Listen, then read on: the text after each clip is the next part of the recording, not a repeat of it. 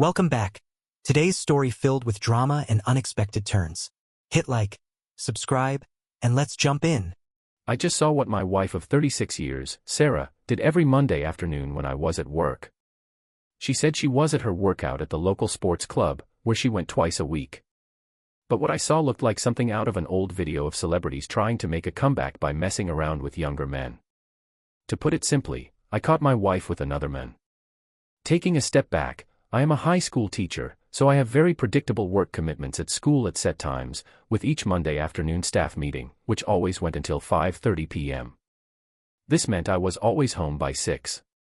Sarah was always very tired on Monday evenings because of her sports club workouts, so I usually prepared dinner while she showered and made the beds, etc. Monday was also her laundry day, so she always had clean linen on the bed on Monday nights and a washing machine full of soiled linen. Our school principal had a surprise visit from the district inspector, so unexpectedly called off the staff meeting today. I went back to my classroom and finished marking for the day. It was still only 4, and on a whim, I decided to go home and prepare dinner early and maybe do some remaining house tidying, etc., before Sarah returned from the sports club. She had steadily been growing more distant recently, and I thought that a candlelit dinner and a relaxed atmosphere with no urgent house logistics might city plaza some intimacy and relight the fires of passion between us. As a long-term type 2 diabetic, my ability to have proper sex was a bit compromised. I had resigned myself to this over the years as the complications of diabetes steadily got worse. I did not think it a real problem, as all of our love-making from early marriage had been at my instigation. Sarah retained that Catholic guilt about anything carnal, ingrained through a childhood religious education system. Sex was pleasurable most of the time for her, but try as I might, she never lost herself into the passion of it. She never felt inclined to want to try new things at all. The question at the end of most of our sessions was usually, "Did you enjoy that, dear?" It was me who was always suggesting different ways of spicing up our sex life, only to be met with, "No, we can't do that." As I said, I was resigned to that fate in our marriage. Surely marriage was about more than just sex. We seemed to get on fairly well, apart from the occasional heated arguments, usually about some money-related issue. Recently, though, I had noticed her becoming more and more distant from me, often belittling me for my lack of sex drive and failure to initiate any sex at all. She increasingly wanted to control all aspects of our lives and became hard-headed and argumentative when she didn't get her way. I wrote most of it off as the usual rough and tumble of marriage relationships and tried to continue as normal, trying not to provoke unwanted arguing, hoping that it would sort itself out eventually. I was a patient man. Today, I arrived home as I usually do, by city plazaing in our carport, which was a long way from the house. This carport positioning was done so that when our children were young and were in bed, no car noise would interrupt their sleep. Their sleep time was precious, not only because it kept them healthy but also because it kept us sane. We had quiet time to recharge while they did. I city plazaed and leisurely walked up to our 2-story house. Sarah's car was there, but it always was on workout day, as she said that she preferred the bus. My head was already in the time to clean up space as I quietly entered the back door. I am a bit of a handyman, so every door hinge and moving component of our house was well maintained and quiet. Nothing annoyed us more than banging doors or squeaky hinges. The first thing I noticed was that Sarah's handbag was still on the kitchen bench. She must be pissed, I thought. Sarah was a stickler for having her purse always close at hand wherever she was. This anomaly corrected my cleanup mentality, and I started to notice other things. Her sports club clothes, mostly a form-fitting leotard and large towel, were on the floor next to the kitchen bench. What I thought, still not fully registering the nasty implications. Then I heard noises coming from our bedroom upstairs. I know the noises that my wife makes when she is having a climax, and part of me first thought that she was at last using the toy that I had bought for her some time ago, but that was swiftly put aside by the knowledge of who my wife was and her ingrained attitudes towards sex. We designed our house to have a parents' retreat upstairs with the rest of the house, including the kids' bedrooms, downstairs. Maybe Sarah had suddenly become sick and was upstairs. I innocently thought. I carefully and quietly walked up the carpeted stairs, again, the house designed for minimum noise, sleeping kids, etc. I was about to call out to see if she was all right and could I get her anything when I almost tripped on some shoes on the steps. They were men's shoes. They weren't my shoes, nor were the long trousers, shirt, singlet, and socks strewn up the remaining stairs, interspersed with Sarah's panties and bra, her sexy ones, which only came out during wedding anniversaries. I am not a slow learner, just trustingly unaware that anything like this would be possible. At this point, my logical brain was at odds with the underlying reliance on innocence, trust, and belief in the loyalty, love, and commitment of the marriage partner. I paused. My skin became sweaty, and my blood pressure dropped while my heart momentarily lost its rhythm. Was I having a low-sugar episode? I had to sit down on the stairs and regain myself, or I would have fallen down the stairs in a dead faint. No, was all I could whisper over and over. My disbelief turned to anger, an emotion I am not used to. I am usually a quiet, calm, controlled man, being a teacher and handling 30 different children all day. But now, that failed me. Adrenaline kicked in, and I saw red for the first time in my life. I hadn't even been in a real fight with anyone before. These feelings were completely alien to me. Still, with all of these strange feelings invading my system, a sense of curiosity made me gently and quietly proceed up the stairs and into our two-way wardrobe, one door into the bedroom and another into the upstairs bathroom. By making my way through the bathroom, I could then go into the large walk-in robe, which then connected to our bedroom. At the bedroom door of the wardrobe, I could see clearly into the bedroom. The robe door was slightly ajar and at just the right distance that I could see the bed. I felt like I was watching a horror movie. The actions and plot were all pure Californian spicy movie, but the identity of the main female lead character transformed it into a horror flick. I was on remote control. I could not look away, the knowledge that some gruesome scene was about to play out on the screen, but you keep watching anyway. Then I saw it. Actually, I had been hearing the moans and grunts all along, but my mind hadn't registered the sounds of passion coming from our bedroom. After the initial discovery, it was overloaded with pure rage and disbelief. I could see the whole scene play out before me in every graphic detail. The sights, smells, and sounds came at me in a rush, the hairy body of some stranger in Sarah's legs, her eyes closed tightly and brow furrowed as if concentrating extremely hard on a problem. Did I want to fight and beat this man? Hell yeah, but unfortunately, I'm not a martial artist or an ex-marine or the alpha male that we all have been hearing about. So no, I don't have a friend named Ralph. Neither do I know anyone who is a stalker from Mexico. Hell, I have never been to Mexico. I knew that I would never win a fight with this huge man. I had no clue what to do. I don't know how, but my mind allowed me to detach from the scene before me just long enough for my logical brain to suggest I take out my phone and record what I was seeing. Would a sane, logical man do that? I would need this footage later to convince myself that all of this was real and that I wasn't in the middle of some nightmare. I would need this to confront Sarah about what I was seeing. My hand shook in the action of taking out the phone. It was almost automatic. What I was experiencing was too surreal. Strangely, it was the act of recording the scene that triggered some sense of calmness in my overloaded psyche. It provided the disconnect which allowed my subconscious to cope. I had watched spicy videos before, much of it with Sarah when we were younger, but less so while the kids were growing up. What if the kids found it? She would always say, and rightly so. The falseness and poor acting of most spicy videos were enough to be able to detach from any sense of reality during the flick, but it was usually titillating enough to get both me and Sarah into a mood physically and psychologically for a good session of lovemaking. While she would never admit it, she liked what she saw. Our love for each other provided the catalyst to change pure animal sex, such as it was, into lovemaking in its purest form. However, this was strangely different. My hand held the phone while my eyes were glued to the moving act of betrayal playing out before me. This was not some plastic-enhanced, well-paid bimbo spreading her legs for some bronze stud with a perfect smile and clean feet overdosed with Viagra and grunting in some language other than English. This was my wife, my lover, my life partner, the one whom I trusted beyond doubt, the mother of our grown children, the sexy 50-year-old woman who worked out, helped neighborhood charities, and said she loved me beyond all else. This was betrayal at the most primal basic level. It wrenched the guts out of me, literally. I had to stop recording quickly, creep downstairs, and back out to the carport, where I puked. My body purged the contents of my stomach while my mind wished for a similar purging of the sensory torment that I had just endured. After what seemed like hours, but in reality probably only 30 minutes, I left our yard and started walking to where? I don't know. but I ended up in some city plaza many miles from our house.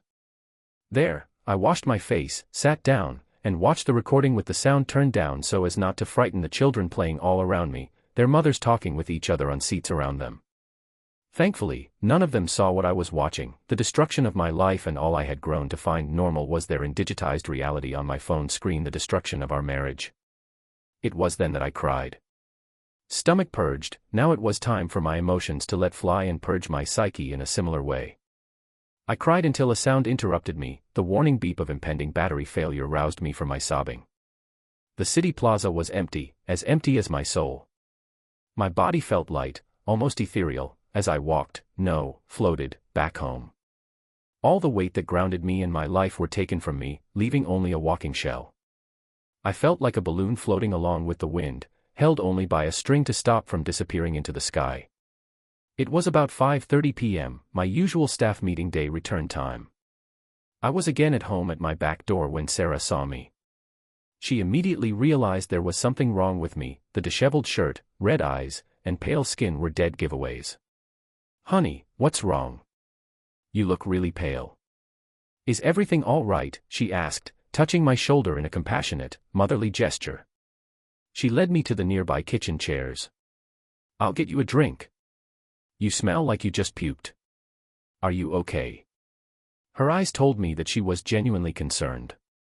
I couldn't tell her what really set me off, not yet. I just answered in a shaky voice, "Not really. Something upset my stomach. Maybe lunch. Sorry, but I puked near the carport. I will clean it up later. Hopefully, it isn't contagious. Lots of kids at school are away at the moment with a similar problem." I mumbled something else, which I can't recall, but the gist of it was that I was taking a shower and going to bed. Sarah replied, "Okay, hon, but take a container with you to bed if you puke again. It might be on the nice clean sheets." Those damn sheets, they were clean, but now had been soiled by far worse than last night's dinner. They were soiled by the stains of pure betrayal. I replied, a little more forcefully, "It's okay, I will sleep in the spare room until I feel better," and wandered to the spare downstairs bedroom. And that was it. For the next few days, Sarah was her normal self. I was on autopilot with work and slept in the spare room in case I puked again. I knew I couldn't keep up that excuse for long, though. I eventually moved back into our bedroom but had a huge problem sleeping in this cheater's nest. Sarah seemed oblivious to my unease and continued in her usual manner. Monday came, and I had made up my mind about what to do. I needed to know if this was an ongoing thing, or was it a standalone. I informed my principal that I would be having an unexpected medical procedure the next day, and he organized a temporary teacher to take my class. Friday morning, I left as usual but City Plaza'd a few streets down in the neighborhood and walked back to our street. I knew the back entrances to the yards near our house and carefully, so I wouldn't be observed by any neighbors, made my way to our carport at the back of the house. There, I changed into casual clothes and soft socks for walking quietly. It was then a waiting game. I remember that there was no extra car at home when I arrived unexpectedly last Friday, so I would not be able to rely on the sound of a car arriving to inform me of any visitors. The maggot must walk here. I crept carefully around our garden until I was in a spot which allowed me to see our front door while being screened by the hedges and bushes we had planted for privacy from the road. I waited. Sarah could be heard going about her chores, totally oblivious to my presence. Her confidence that the normal routine was occurring was obvious: kitchen washing up, dishwasher, lounge vacuuming, and dusting. This went on until about 11:30. Sarah then went upstairs. I could just hear the shower, followed by a period of silence, followed by the flushing of the toilet. She came back down about 45 minutes later, dirty sheets in hand, and deposited them into the washing machine. She was wearing her sports club clothes and looked freshly showered and shaved. Even now, I could only stare at her slim, petite figure. I loved it when she wore her sports club leotards. The regular sports club sessions really kept her looking at her best, and she looked hot, I have to admit. She then opened the front door and left it open so that if someone came, they would not have to hesitate but come straight in. I supposed this didn't look good. My hope that what I saw was a momentary lapse into madness by Sarah seemed like a forlorn hope. I didn't have long to wait. About 1:15, he came. I did not know who he was, but he had walked in from the left side of our front gate. My phone took about 10 seconds of video, which recorded side profiles and even an almost straight-on view of his face. He didn't hesitate, he was straight in and through the door. The next words I heard made my blood curdle. "Hey lover, I hope you're dressed for a big workout again." Of course, came the reply from Sarah, in my leotard, as usual. "You always love it when I wear these. I sometimes wonder if it was these that attracted you to me in the first place," she said playfully. "Baby, you never cease to make me hot for you," he replied, and then they went animalistic, all there in real-life color in front of my eyes. If it wasn't bad enough, I even heard Sir David Attenborough narrate everything in my head as I saw it. This was beginning to feel like déjà vu. Now I knew why I saw what I saw last week. I definitely did not need to see any more to confirm my suspicion that this was indeed an ongoing affair, not just a one-off event. It seemed that they almost had a well-practiced routine to their sessions. I had seen enough. I could not see any more from my vantage point anyway, without risking an entry into the house. They had only just moved into the bedroom, our bedroom, and would still not be as focused on their tryst as last Friday. They would most probably hear me this time if I attempted to venture into the house. I retraced my steps to the carport and took stock. My heart was still going nuts. I needed to calm down, but I also needed to find out more: who, where, why. The how I already knew. How was I going to tell Sarah that I knew of her affair? That telling would probably be more painful for me than for her. She had already had heaps of time to rationalize and compartmentalize what she was doing. It had all just been thrown into my world in a blur. I came to the realization that I would never love my wife, Sarah, again. The betrayal went too deep. I know that some people say that these things can be overcome with correct counseling and a degree of commitment from both parties, but hey, Sarah's level of commitment was fairly obviously low. I would never again enjoy sex with her. I had not seen any forms of protection anywhere, not that sex was an experienced event lately anyway. If she was happily having sex with others, there was no telling what she could pick up. The why bothered me the most. Why was she doing it? I knew we didn't have a very active sex life, but her whole life with me had been one governed by Catholic guilt about sex and the pleasures it held. Sex was for creating kids, not enjoying and gaining pleasure from. Lust was one of the 7 deadly sins, and to feel overly turned on or passionate while engaging in sex was almost banned from all good Catholic girls and boys. I was the one who always tried to add some spice and adventure into our sex life while I was physically able. I always knew that one day my diabetes would have a degenerative effect on my little Johnny, among other body parts, and so I would try everything to add new things to our sex life. Every single innovation, toy, position, that I tried to introduce was met by negative feelings and even some strange glances, which suggested that in some way, I was weird for even thinking of those things. It took 10 years of marriage for her to even try a BJ. Call me weak, but I am not a pervert. I will not insist that a woman with me, namely my wife, the only woman I had ever had sex with, perform an act which she finds abhorrent or causes her discomfort. I will acquiesce with anything she finds comfortable at the time, even if I wish that more adventure or creativity could occur. I am just like that, whether that is seen as unmanly or whatever. I could not bring myself to do that. Besides, it certainly doesn't do much to my libido to have an unwilling partner.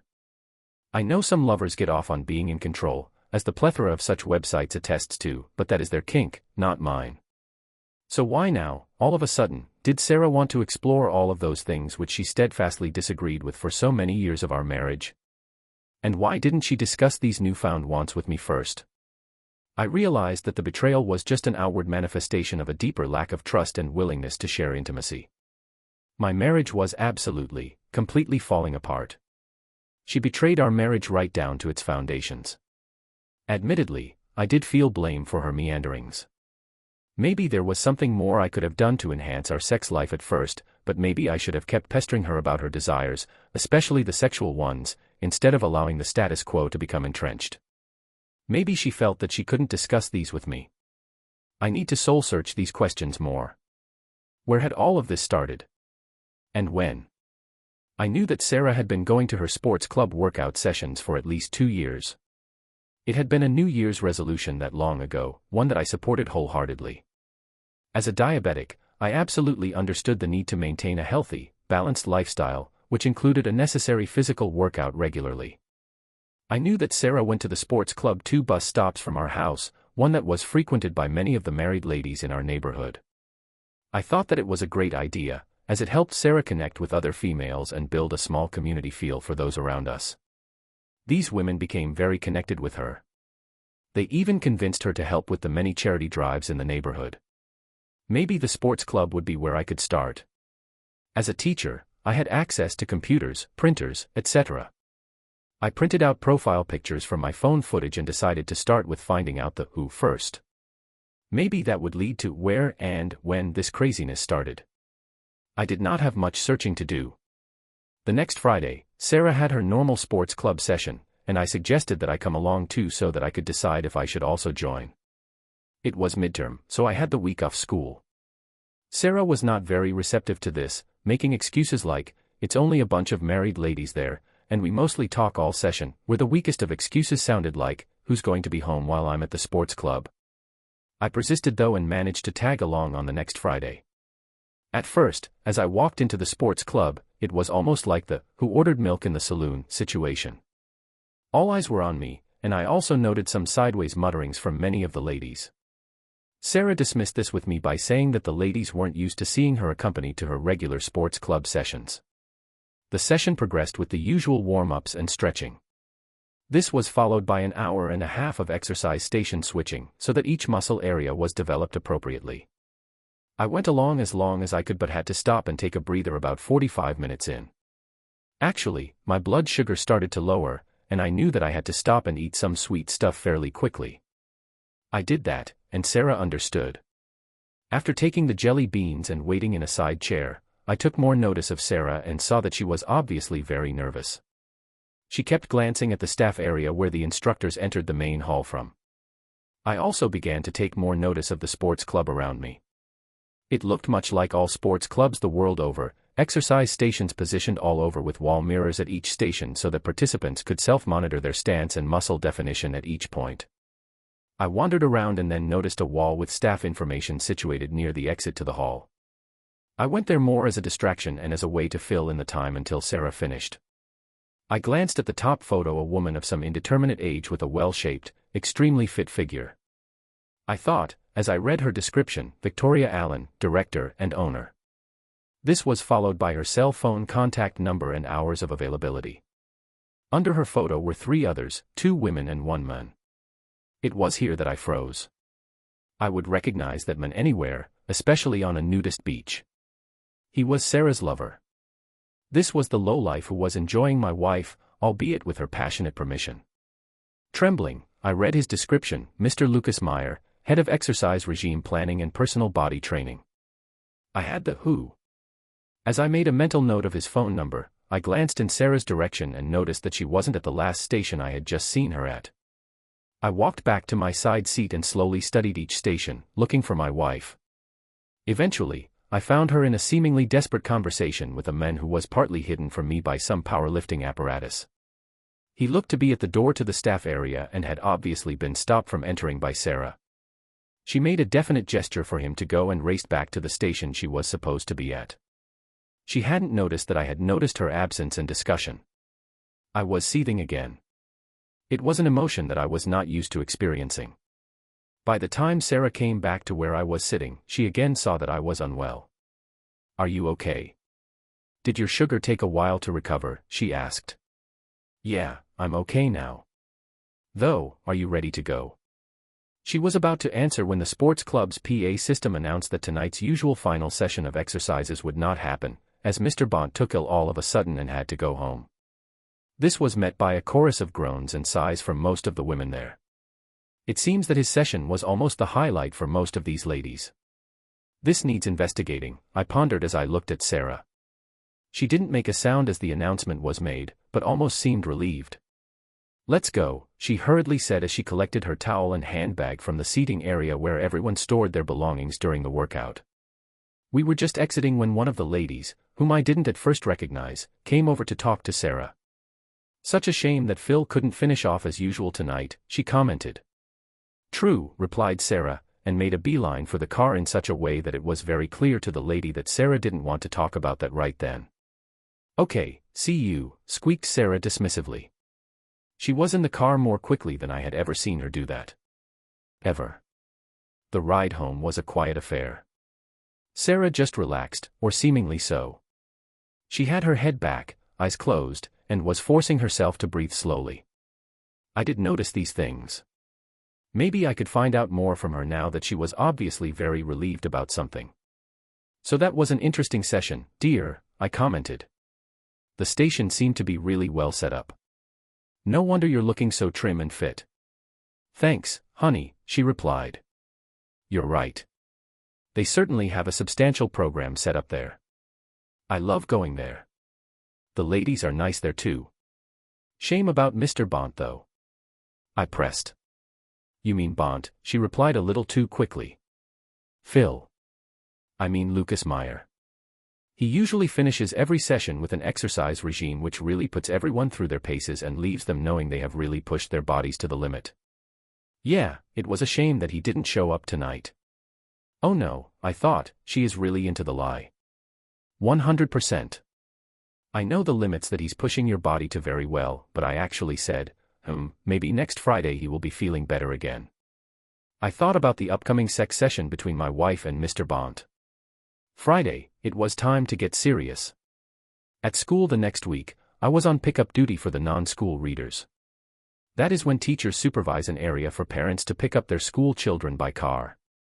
This is usually a hectic area, where kids are frantic to go home, talk to their friends, and look for their parents at the same time.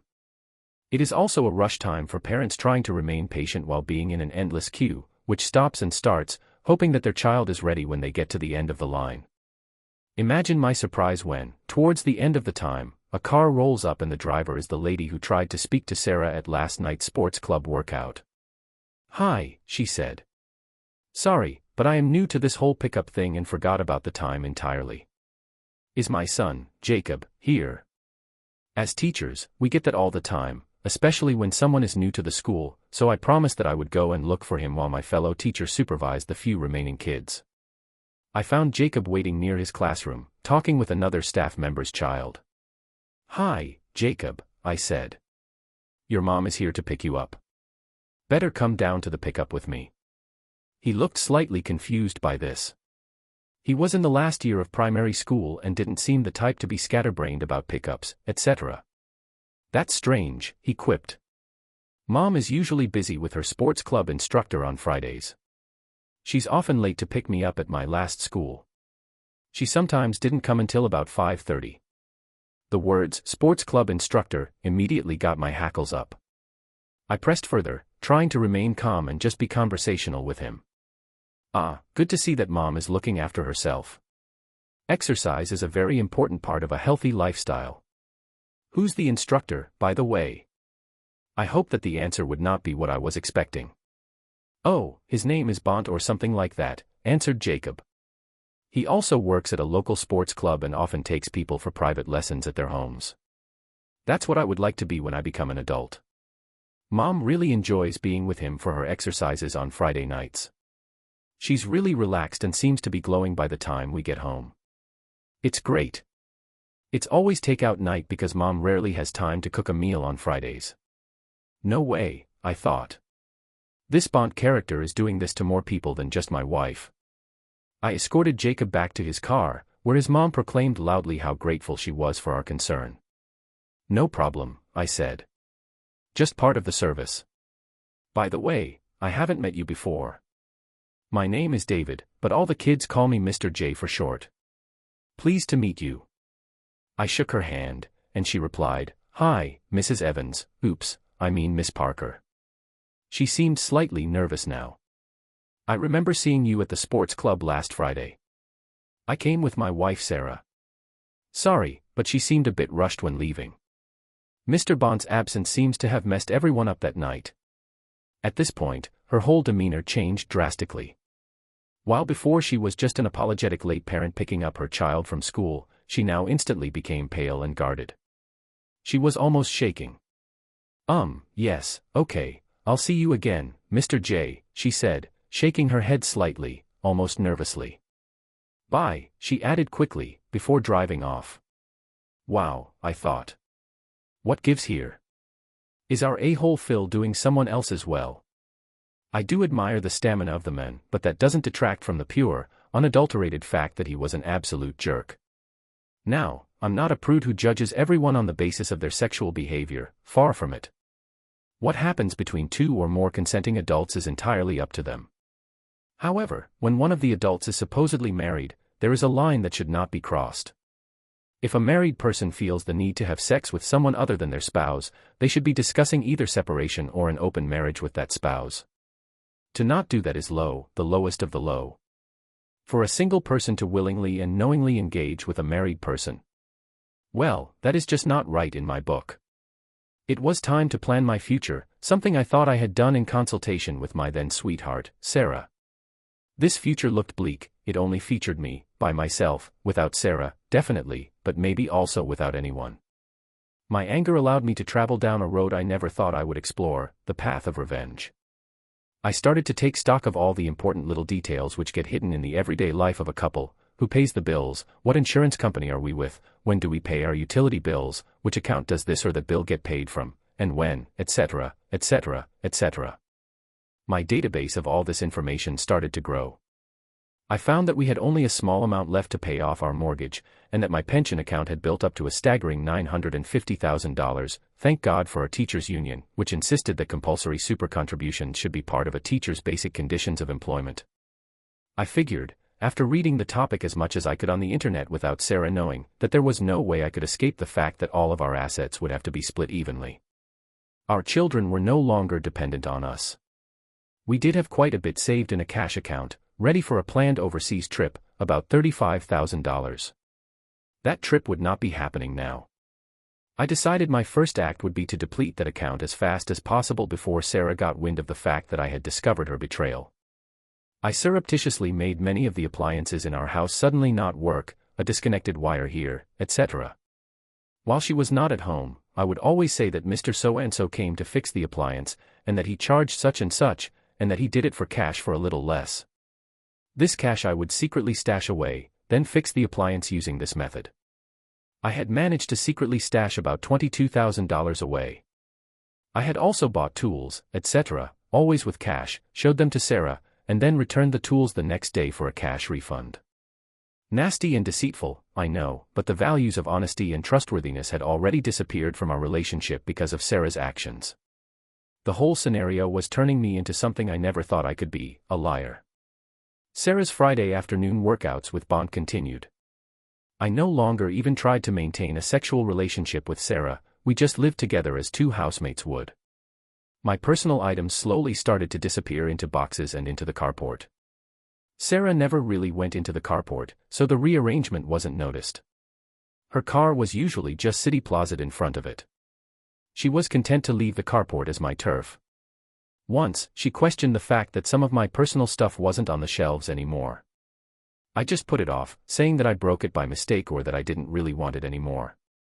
She seemed happy with these responses, mainly because most of my things didn't really match Sarah's color scheme or what she wanted the room to feel like.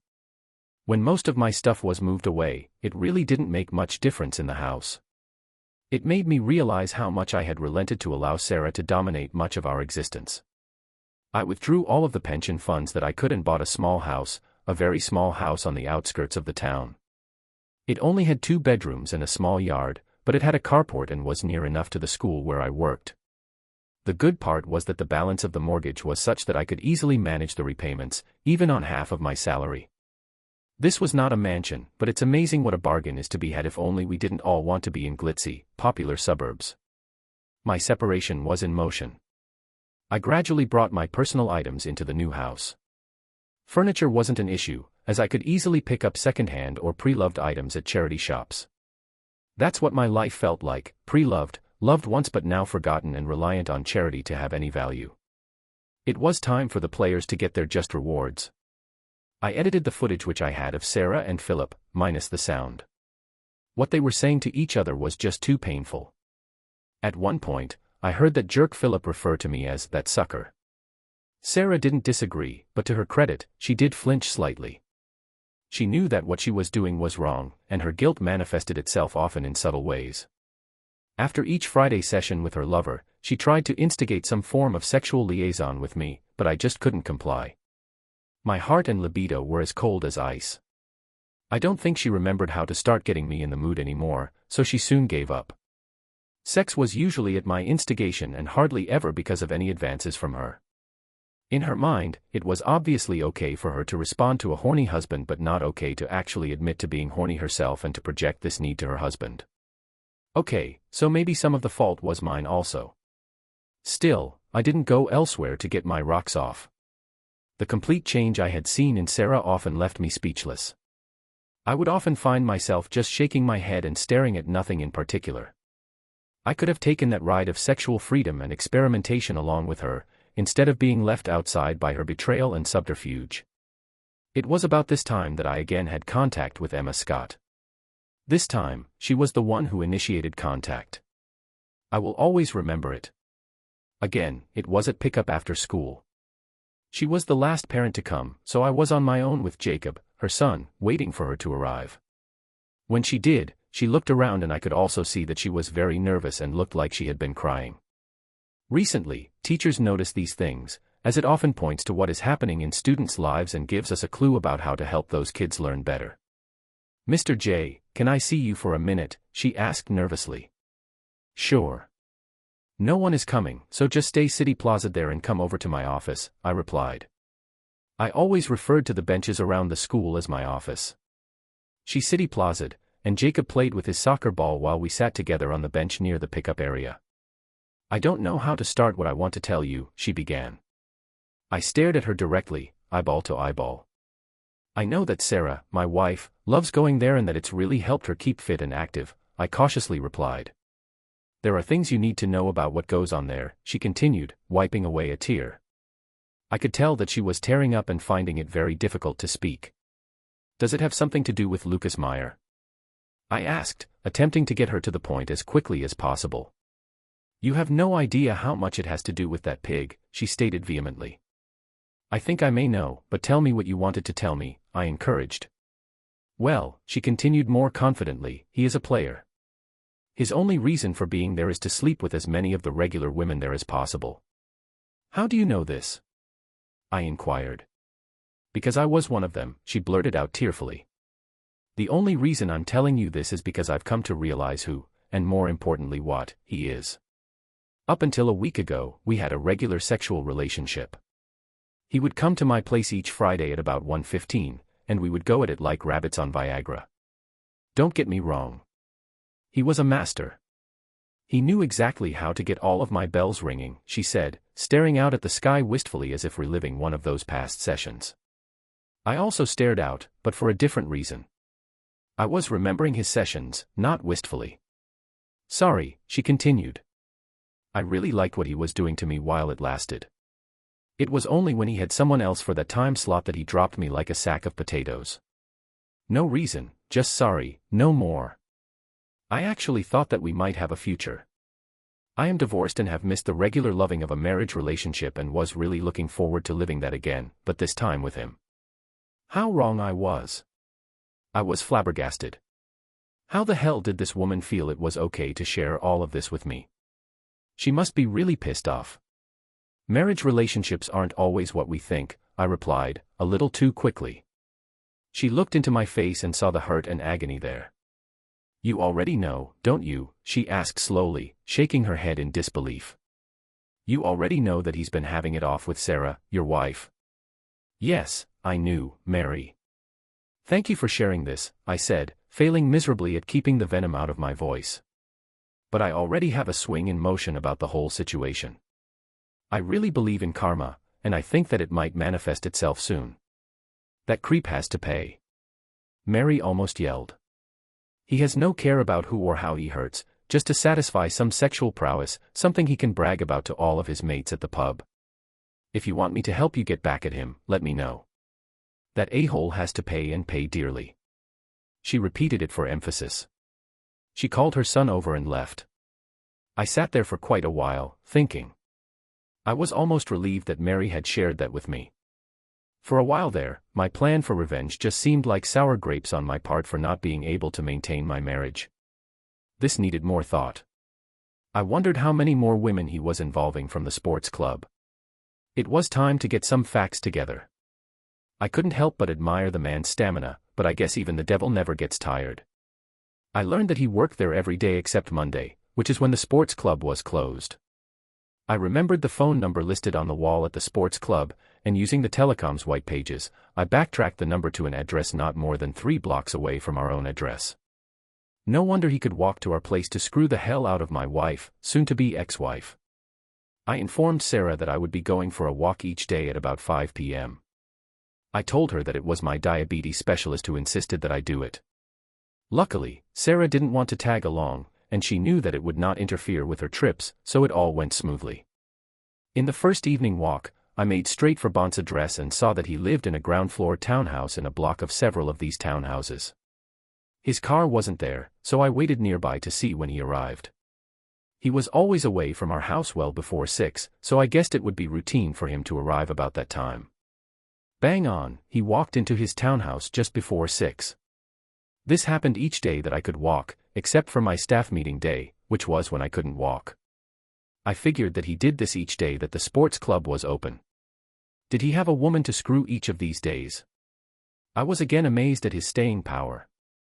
This man must be a sexual god, I thought. God is probably not an appropriate word, given that it implies goodness. Maybe demon is more fitting. I intended to find out if he was visiting other women. My walks became earlier and earlier, just to see when and where he was going each day. I decided to take a whole week off school for just that purpose. Luckily, being a diabetic and having been one for quite a few years, it was easy to get a sick certificate from my doctor. I visited an electronics store and bought what I needed: a long-range listening device, one of those discreet ones, not the one that looks like a satellite dish, but a voice and motion-activated camera, full color, HD. I bought 5 of those, and an extra portable hard drive for my computer. I had to store all of the digital evidence somewhere. Monday, after purchasing the desired items, I installed one of the cameras in Bont's townhouse. Luckily, it wasn't that big, really, more like a 1-bedroom townhouse with a large living and kitchen dining area. One camera was enough to cover everything except his bedroom. Getting it in there was easy. I just waited until he went to the sports club and got his townhouse keys from where he left them under the doormat. The idiot couldn't even be more creative than that. After checking to make sure that the camera worked, I left. Now, whenever he moved or made a noise in his townhouse, the camera with a microphone would activate and send all of the video and audio live to stream on my computer, where it would also be stored with date stamps. It started working as soon as Bont arrived back home on Monday night. There was very good footage of him eating a takeout meal in front of his TV before he went to bed at about 9 p.m. Friday, I waited until the sports club closed and broke in through the back door. This was the one which is often neglected in the pre-close check at most stores. I was lucky. I placed the next camera in the private room near the back, where clients come for personal health appraisals, the one where Bont often took his private clients. What sort of man had I become? Cameras in other people's places, spying, where would this end? Monday, I waited until Sarah went out for groceries and placed the 3rd and 4th cameras in our bedroom and in our living area. I reviewed the footage from Friday and was surprised by what I saw and heard, but not really, considering the context. Bont woke up and immediately went out. He came back later with breakfast. Lazy a-hole, can't even make breakfast for himself, I thought. Then I remembered his sexual prowess and had to rebuke myself. This man was indeed a sexual machine. He must be doing something right physically to maintain what he seemed to be doing. He stayed home until the sports club opened, and was out of there at 10:30. He did make one phone call, which was interesting. Natalie, hi, it's Phil. Is he gone yet? Okay, see you at 1:15, your place. Make sure to wear what I said. No, I will be careful. No one will see me enter your place. Did you say he was going for 3 days? Okay, maybe I can come on Friday and Friday as well. Talk this afternoon, lover. With that, he hung up and left with a definite spring in his step. I wondered how he would explain that one to Sarah. Friday, I took myself down to the carport with my computer and waited for the fun to start. Almost immediately, Bont's camera streamed to my screen. He had awoken and, after going out for his breakfast again, he returned and dialed. It was Sarah's phone. The camera streamed her side of the conversation as well. This spy work was invigorating. "Hey, it's Phil. How's my favorite woman feeling today? Does it need Dr. Phil to attend to any itches? Phil, don't talk like that on the phone. You never know who could be listening. Luckily, my lame husband has gone to work. I really need some sex," she giggled. "Oops, now who's talking dirty?" he replied. "See you at 1:15 as usual." "Of course," he replied. "I may have a surprise for you. Are you up to something different?" I could sense and see that Sarah hesitated for only a couple of seconds before answering. "Anything. Can't wait." Both hung up, and my stomach churned. What was that about? I wondered. 10:30 saw Bond head off to the sports club. The camera in his private room activated shortly after. It showed him sitting at his desk with an attractive lady sitting down in front of him. "Miss White, may I call you Megan? You want to have a more one-to-one session for your exercises? Is the program we have designed for you not meeting your needs anymore?" he questioned. "Well, yes and no," answered Megan coyly. "My body is becoming much more fit. I can feel it improving every day. Unfortunately, this extra fitness and stamina is producing too much hormones, if you get my meaning. I haven't felt so vital in years." "I know what you mean," Bond said. Even through the audio of the hidden camera, I could almost hear the lust in his voice.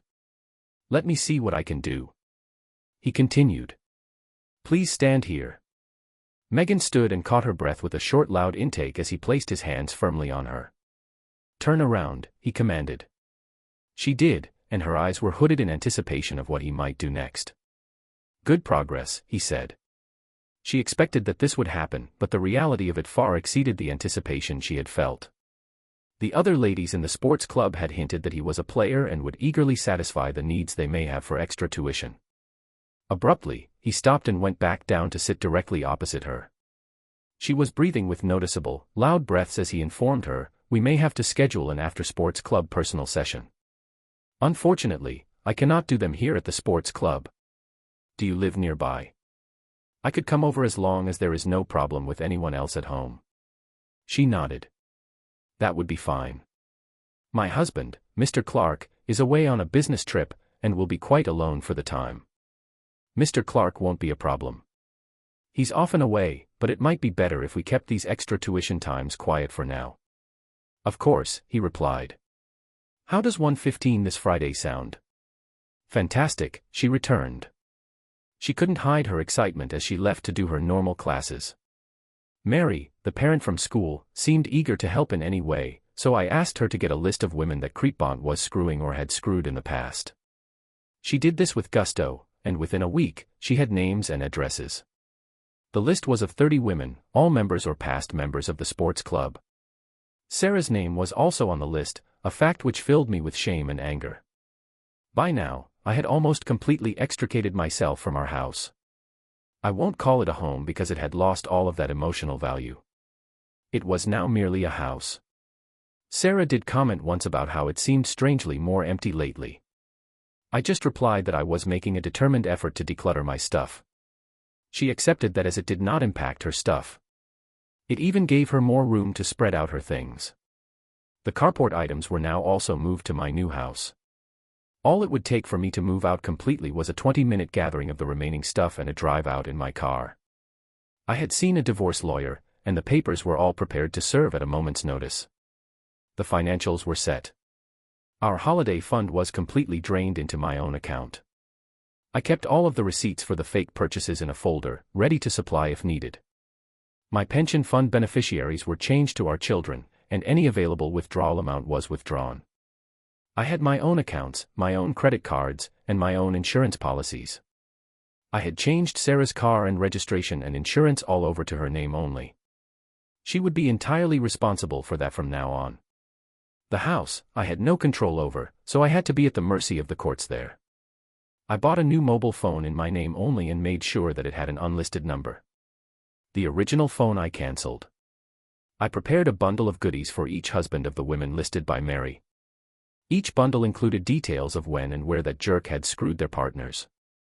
It also included his name and address. The final item included was an address for the sexual health clinic in our town, as most sex seemed to be unprotected. I also left an anonymous review on the sports club's website, alluding to the fact that it was a known pickup area for sexual predators and that these predators mainly hunted married women.